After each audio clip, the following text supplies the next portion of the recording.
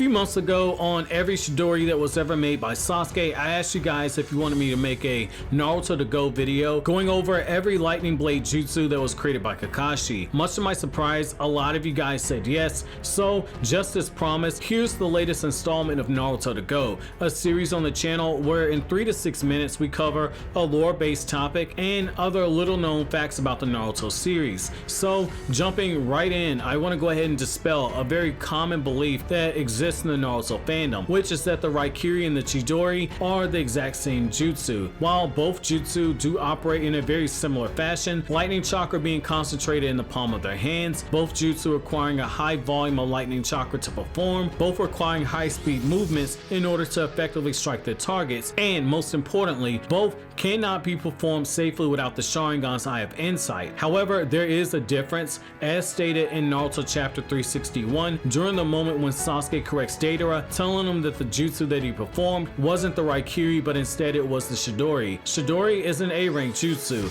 like the Rasengan, whereas Raikiri is listed in every data book as being an S-rank jutsu that has a higher grade of difficulty to learn and perform. While both jutsu require an enormous amount of chakra to perform, Raikiri being the more refined version of Chidori, it requires even more chakra to use. By the events of part 2 of the series, Kakashi can perform Raikiri with both hands simultaneously, as shown when he managed to block Kakuzu's lightning style False Darkness Jutsu, which was a powerful B-rank jutsu. By the events of the war arc, Kakashi has taken his mastery all the way up to another level, being able to link multiple Raikiri attacks together in conjunction with the shadow or with a lightning clone. He also manages to channel that power into a kunai and throw it. In the battle with Kaguya, Kakashi was able to make his most dangerous variation of the Raikiri when he was able to run Sage's 6-pass chakra through his Raikiri, performing a version of the attack that is strong enough to dole out some serious damage to Kaguya. The lightning cable is my personal favorite variation of Kakashi's Raikiri. In order to perform this jutsu, Kakashi first creates a shadow clone. The shadow clone and Kakashi both create a lightning blade with their opposite hands. As the volume of chakra increases, the Raikiri of Kakashi and the shadow clone quickly connect together and form a sharp lightning cord. Kakashi and the clone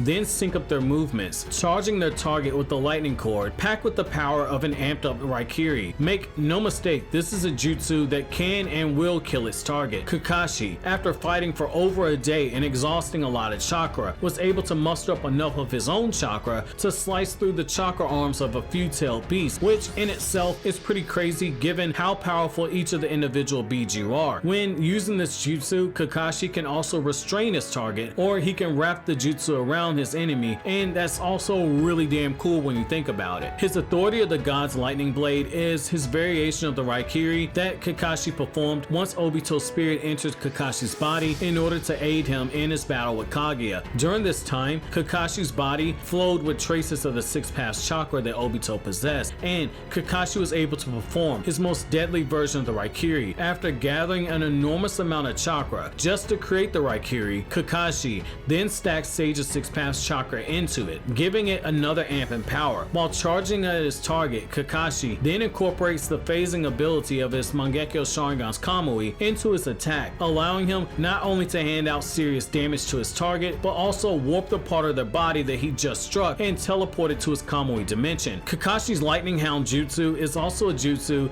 that builds on the power of Raikiri. To use this jutsu, Kakashi forms a Raikiri in his hand, and he fires off a blast of chakra. This blast of chakra then takes on the shape of a lightning hound. The hound is then able to move at insanely high speeds, and Kakashi is able to manipulate the speed, manipulate the power, and control the movements of the hound since he's still pouring his chakra into the jutsu, and so Kakashi is still connected to it. Once this hound strikes his target, depending on how much chakra Kakashi pours into the jutsu, the amount of damage that it hands out is immensely powerful. While Kakashi was only able to make 3 variations of the Raikiri, 2 if you don't count the Sage's 6-pass chakra, I want to stress just how impressive this is. Kakashi's Sharingan is always active, always eating away at his chakra and eating away at his stamina. Despite all of this, Kakashi on numerous occasions was still able to summon the enormous amount of chakra that's needed just to perform the basics of Raikiri. On top of that, Kakashi went on even further to overcome his handicap and create 2 powerful versions of the Raikiri, which makes you wonder, if Kakashi didn't have the Sharingan eating away at his chakra and eating away at his stamina levels, what do you think the Raikiri could have been